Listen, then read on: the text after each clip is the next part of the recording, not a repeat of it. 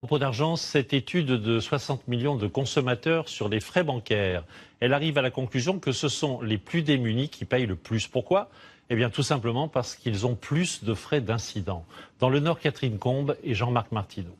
Par exemple, 423 €, ça c'était en mars 2017. Février, 182 €. Ces sommes correspondent aux frais bancaires que Christine Bouillet a payés chaque mois depuis 3 ans. Un total de 8 414 €. Une situation liée à une perte d'emploi en 2014, un divorce et un crédit à rembourser. Très vite, le compte se vide, les chèques émis sont rejetés, les nombreux courriers facturés. Une situation inextricable. C'est un système très pernicieux. Les découverts entraînent des frais. Les frais sont ponctionnés, qui entraînent des découverts, qui entraînent des rejets. Les rejets entraînent des frais et c'est un puits sans fond. Des solutions existent pourtant au sein même de la banque.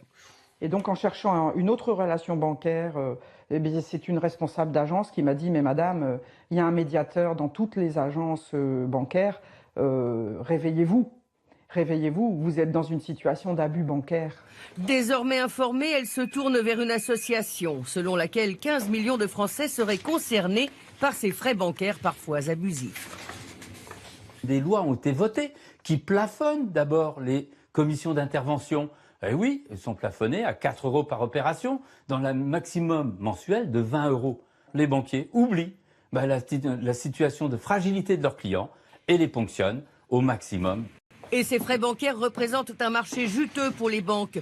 4,9 milliards d'euros de bénéfices chaque année. Christine Bouillet aura mis plus de 3 ans pour s'en sortir. Elle a retrouvé un emploi et consacre désormais son temps libre à aider les victimes d'abus bancaires.